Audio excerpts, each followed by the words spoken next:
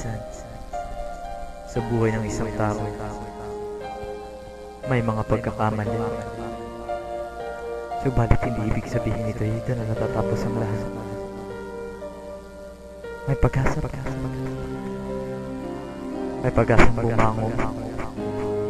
Magbalik loob sa Panginoong Diyos. Kalimutan ang mga kasalanan.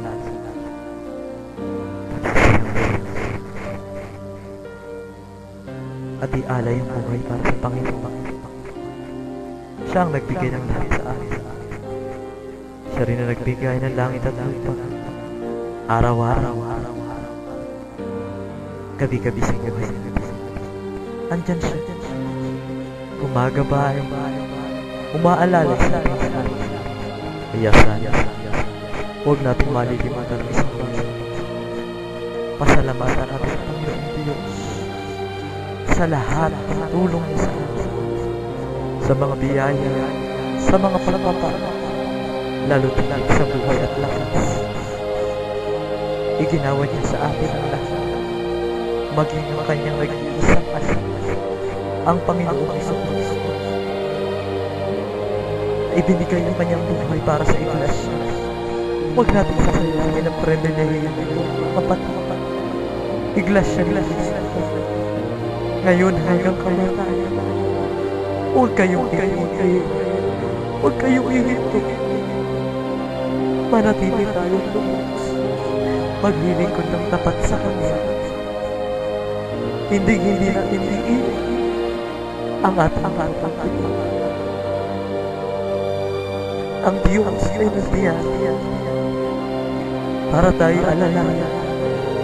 Oo, aalalayan tayong lumos.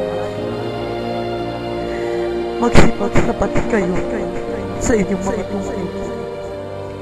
Tayo mga iglesia ni Cristo. Kailanman hindi tayo pababayaan ng Diyos. Pagkat siya'y buhay, siya ang tunay na Diyos na umalala mula pa sa unang mga lingkod niya hanggang sa ngayon. Sa mga iglesia ni Kristong nasa mga tayong nasa manan, sa mga pulang-pulang. Salamat sa sugo sa huling araw. Na siya tumindi, isinugo ng Panginoong Diyos ang kanyang anghel upang tayo matawag sa iglesia, upang magkaroon tayo ng karapatang maglingkod. Mga kapatid, halikayo. Dumalangin tayo sa Panginoong Diyos. Huwag nating papabayaan ang pagsamba, ang pag-ibig ang magkakapatid. Tayo na buhay ng malinis at banal sa harap ng Panginoong Diyos. Purihin natin siya. Tayo mga alipin lang mga walang kamuluhan sa kanya ang purihan, sa kanya ang ipagpapasalam. Balang may pangako siya sa atin. Kakamping niya o kakamping natin at ibibigay niya ang buhay na walang hanggan, ang pagpapala, ang putong ng bukutan. Wala nang kamatayan, wala nang hirap, wala nang pananambitan, wala nang pagluha, wala nang hutong at buhab. Nawa, loobin ng Diyos. Pangarapin ang magkasama-sama tayong lahat. Wala nang maiiwan sa kasulukuyang bilang ng iglesia. Tayong lahat mga nanambayang banal. Tayong lahat kakampi ang bayang pangako ng Diyos.